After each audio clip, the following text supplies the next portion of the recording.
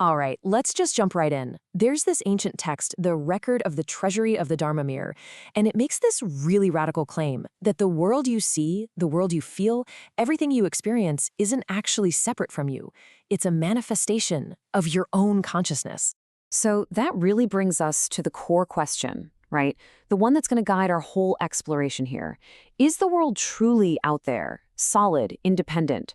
Or is it more like a movie being projected, a reflection that's actually coming from inside your own mind? The source material doesn't beat around the bush. It just puts it out there with this incredibly potent line. The three realms are simply the mind. What that means is the entire scope of our existence. Our past, our present, our future is a construct of consciousness. I mean, that is a huge idea. So let's actually break down how that could even be possible. So here's our plan. First, we're going to look at how the mind projects our reality. Then, we'll get really granular and deconstruct a single thought to see that process in super slow motion. After that, we'll trace it all back to its source, uncover the core principle of mind only. And then, and this is the best part, we'll see how to turn all this theory into a real, practical tool for self-observation and, well, maybe even a little liberation. Okay, so how in the world does the mind build our world? To really get this, we first have to understand that the mind itself isn't just one simple thing. The text explains that mind actually has these four different layers. Now, two of them are what we deal with all day, every day. The world of physical things we see and touch, and then the thoughts and ideas we have about them. These are called our deluded perceptions. But, and here's the key, beneath that surface there are two deeper aspects. The true underlying reality of the mind itself, and the only way to get to that true nature is to first carefully pick apart our everyday, deluded mind. And yeah, that is exactly where we're headed. We're going to put this so-called deluded mind under a microscope. We're going to watch, step by step, how it builds our entire experience of reality from the ground up, one single thought at a time. So think about the last thing you saw or heard. It felt instant, didn't it? Just bam, there it was. But according to this text, every single mental event, no matter how quick, actually unfolds in a very precise 5-step sequence. This 5-step process is like a secret blueprint for our inner world. Okay, so first, boom, you have the initial perception, just raw, unfiltered contact. Immediately, the seeking mind jumps in, asking, wait, what is that? Then the deciding mind slaps a label on it. Oh, it's a bird. A split second later, the staining mind colors the whole thing with emotion. I love that bird song. Or maybe, that noise is annoying.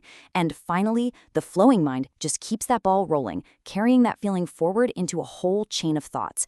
And get this whole cascade can happen in a fraction of a second. All right, so we've seen the how a thought gets built. But what about the where? I mean, where does all this stuff actually come from? To answer that, we need to zoom out and look at the whole architecture of the mind. So the text lays out this incredible model of 8 different layers of consciousness. The first 5, totally familiar, are senses. The 6th is our thinking mind, the one doing all the heavy lifting in that 5-step process we just looked at. But the real game changers, the source code for our reality, are hiding in the 7th and 8th consciousnesses. Now this is absolutely crucial. The 7th consciousness is that deep, gut-level feeling of I, of me. It's not really a thought. It's this constant, subtle grasping that creates the illusion that we're a separate self. And what's it grasping onto? It's grasping the 8th consciousness, the storehouse. Just think of the storehouse as this massive subconscious hard drive that holds the seeds of every single thing you've ever done, thought, or felt. And it's these seeds that eventually sprout and become the events and circumstances of your life right now. And this just illustrates the whole thing so perfectly. The source uses this beautiful metaphor. It says, the first 7 consciousnesses are like individual waves, but the 8th, the storehouse, is the great ocean itself. I mean, you can point to a wave, right? But that wave is never ever separate from the ocean. It's just the ocean waving. So all our thoughts, all our perceptions are just expressions of this one fundamental mind. Okay, so we've followed the breadcrumbs. We've gone from a single thought all the way down to the source. And that brings us to the big one, the great revelation of this entire philosophy.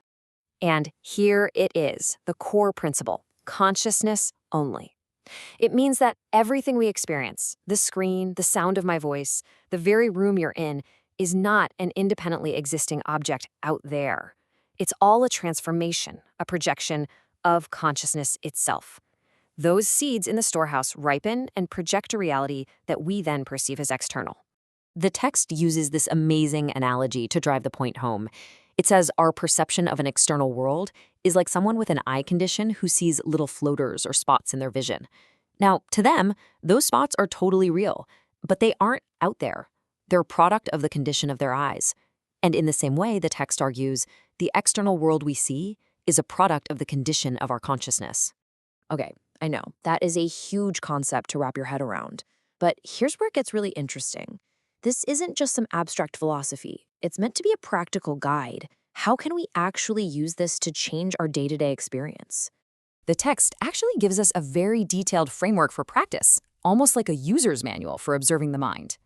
We're not going to go through all 10 aspects today, but we can boil them down into 2 really essential, actionable techniques. So, what can you actually do with this? Well, the first big practice is what you could call seeing through the illusion. You start to train yourself to notice how the rigid ideas of me and that thing over there are just mental constructs, just labels. But the underlying consciousness that's creating them, that's real. The next move is to trace it back to the source.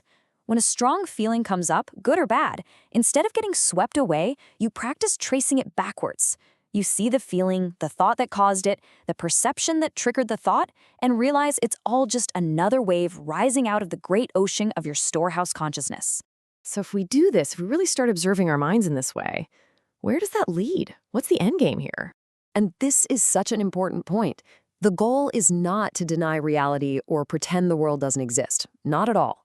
The goal is to see the world for what it truly is, a projection of mind, so that you can stop being controlled by it.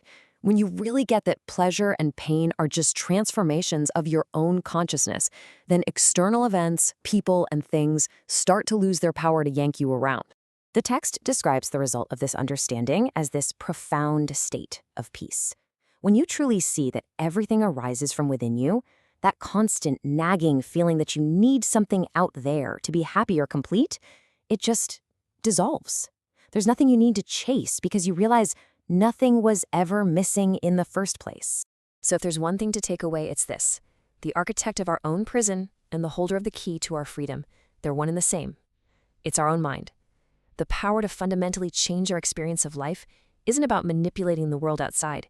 It's about understanding the projector inside. This whole explainer has just been a stream of thoughts and perceptions, right? So I'll leave you with this one. Just for a moment, be quiet and wait for your very next thought to appear.